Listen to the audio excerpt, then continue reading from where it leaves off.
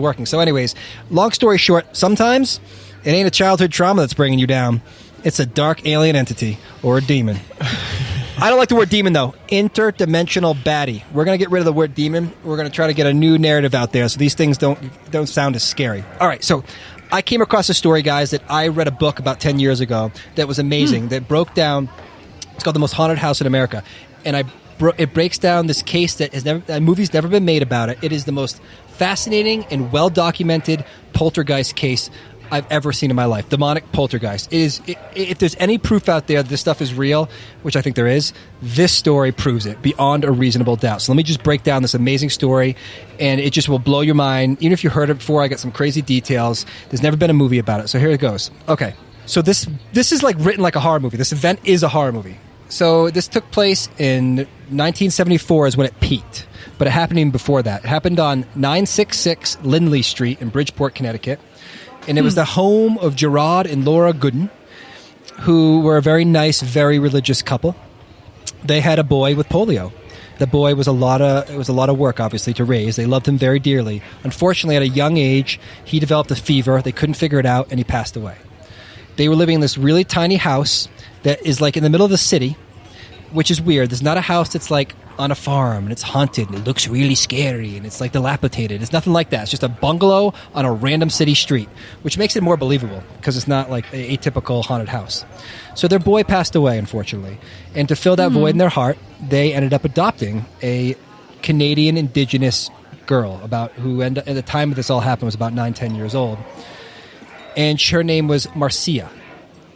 Marcia was a native, I forget the name of it. Oh, yes. Sorry, it's all fallen into place. I remember the story. Oh, I don't know the story, so just keep going. Yeah, sorry. No, you're good, buddy. Marcia. I had a moment. It's all right. Did. Oh, I know this one. Yeah.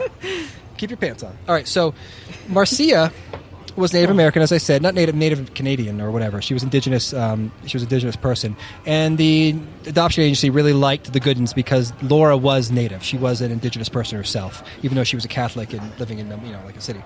But so they adopted her, and at first it was really good, but they were really protective of her. Like the mom just mirrored her everywhere she went. Like definitely was like reeling from the PTSD of losing their son, and just was over the top with her, and really like over-parented her is what they were saying. They sent her to school. It was the 70s. People were racist as shit, especially the kids. They called her like a boy and a man and a mongrel and all this terrible shit.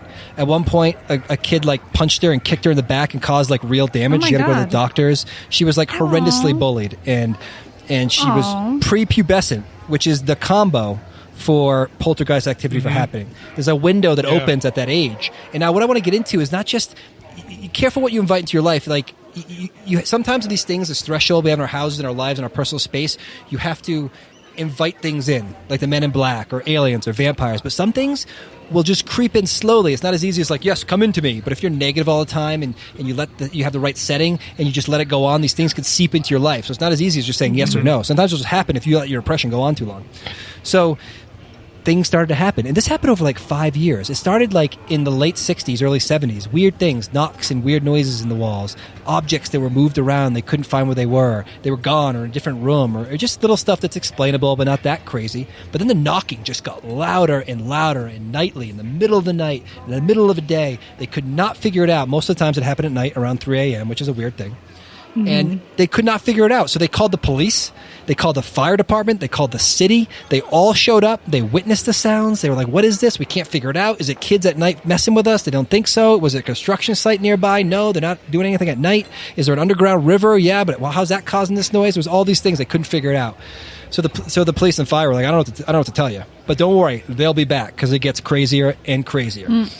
And just when you thought it got crazier, it gets crazier. It got even crazier. And aliens like beer. Thanks, Randy.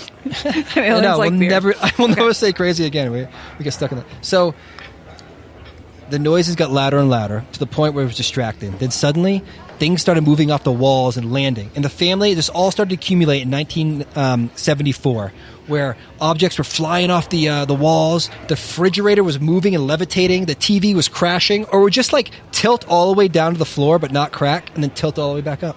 Just creepy shit.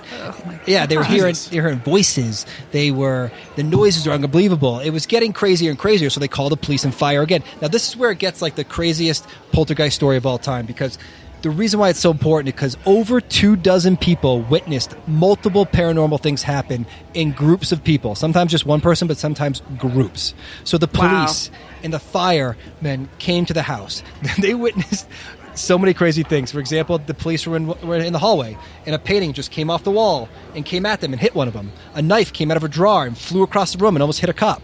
A crucifix came off the wall and hit a cop. And one crucifix came off the wall and hit the cop. The cop was like, I'm good. I'm out of here. If this thing could just take a crucifix, the one thing that's supposed to stop these things, I'm going to go sit in the car and wait. Yeah. So they all witnessed it. Jesus was attacking.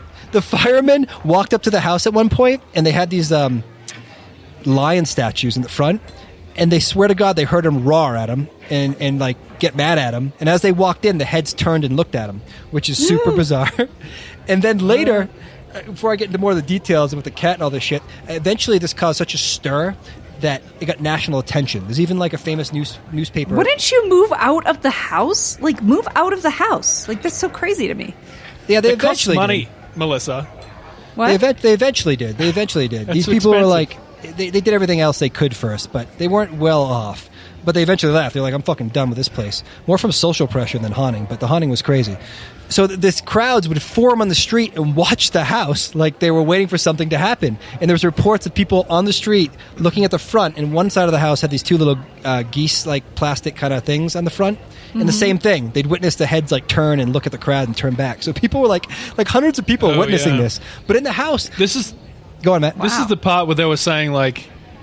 I remember this part of the story where they were saying like the amount of attention it got seemed to be feeding it at one stage. It was like whatever entity was possessing this house or the people within the house, it was like being fed by the amount of attention it was receiving. Yeah. And it was just sort of this huge spectacle all of a sudden. It was just like, yay, well, I'm on show. But again, that's kind of back to Josh's story, and is that these things cannot live without it being fed. So it was feeding off of the fear, right? So you have like an audience just afraid. They're like, oh my God, we're going to see something, right? It's like watching a horror movie. No, totally. It's so unique, though, because I feel like usually these things like hide when anyone of like authority figure shows up. They like pretend it's not happening. This one didn't give a shit. Whatever these poltergeists were, wanted more and more people to know, and the more it got fed, yes, it got bigger and bigger and bigger. So priests started showing up. I just want to be famous. Yeah, it is. I don't want to. This isn't a bigger deal. This should be a fucking movie because it's so ridiculous.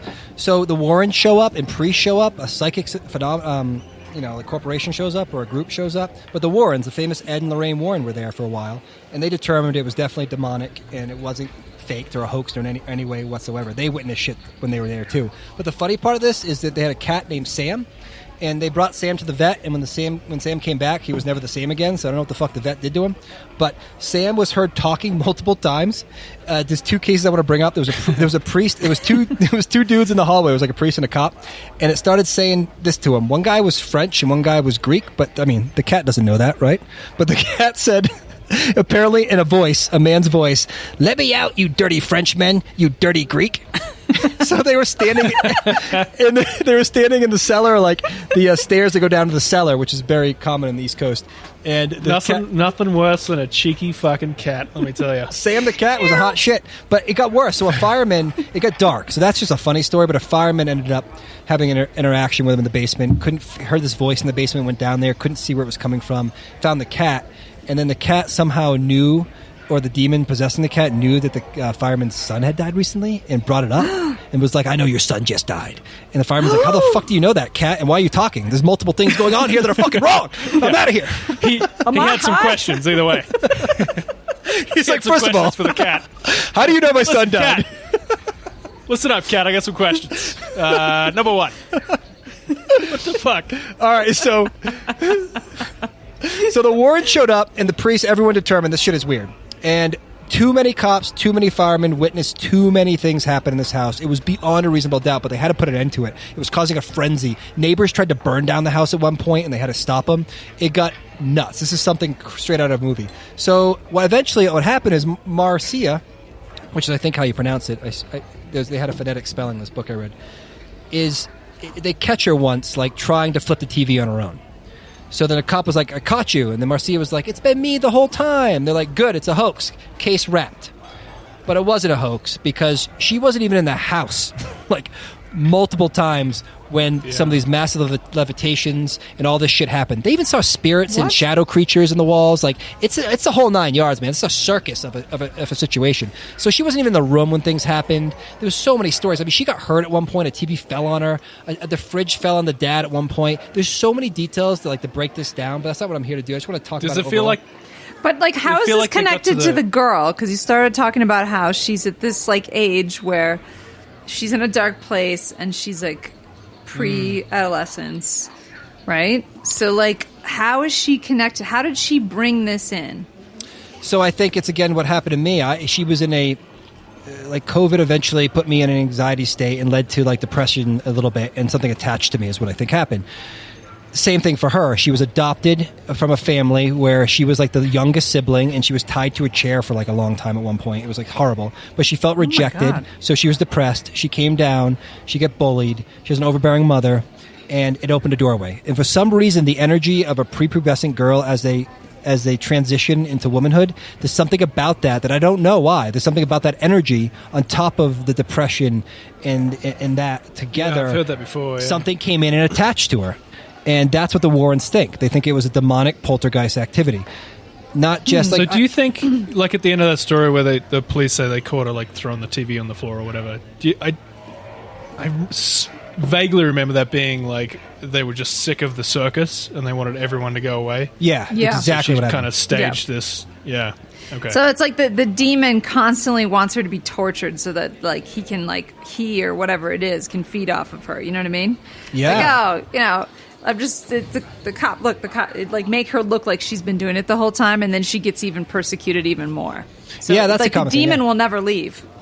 No, and that house today is still, people think it's haunted as fuck, and it's terrible. But the part that's really interesting is watch out what you feed, though, because this got bigger and bigger. It wasn't just isolated to their house. The houses around them and the street around them had odd paranormal things happen as well, not as intense. So whatever this was getting bigger and stronger and feeding off all this negative energy. So just be careful. Something like that happens. One, I think it's real. And two, you don't want to feed it. I don't think it's a demon. I think it's an interdimensional baddie. But you got to be careful. This is one of those Aqua and Razors thing where, if you really look at it and all the evidence, there's only one answer. It's clearly some sort of dark entity doing something that we don't fully understand. There's no other clear explanation. Too many people saw it. Too many people are involved. And it was just a crazy story. So in conclusion, it was just, I just wanted to bring this up because what happened to me recently in this, I just thought it was spooky and Halloween-y and very careful what you invite into your life, accidentally or on purpose. If you let a black-eyed kid in your house, you got to say it to them. But there's other things that can attach themselves to you if you're in a negative state. And I thought that was just a creepy thing to go over for Halloween. Ooh. Big finish there. Yeah.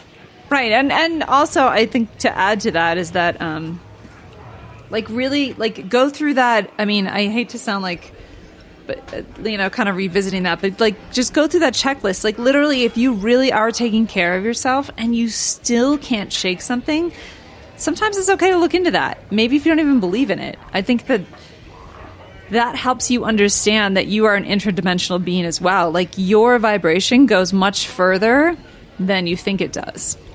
Yeah, I agree. I mean, even the whole placebo effect, I think, could be related to that. Even if you don't believe it, and it is a thing that's happening, but you feel better about the situation because someone's put a visual to it, and you feel like you can fight this now, then, that negativity starts to go away, and there's nothing for this thing to feed on anymore. So I think, many things could be happening there. So if you're looking for somebody, Sonia Grace, she's a mystic healer. Not intuitive here. She's a mystic healer. Oh, sorry, Sonia. Yeah, I said it wrong at the beginning. I got overly excited. Just went into the story. Yeah, thank you, Sonia. She's awesome, guys. She's awesome, so check her out. But crazy story. You don't want that in your house. No, that shit is weak. Yeah. New England's fucking scary, bro. That's where I'm from. There's lots of that shit. Yeah, there is a lot of shit on that side. So, well, what are we talking here? Let me tie this all together here. We're talking about the idea of demons and entities and all these baddies and that sort of stuff. But how do they come into our lives? How are they able to enter us? enter our lives and really fuck with us, And there's that idea that they have to be invited, and we talked about this obviously a few times, like following on from the Black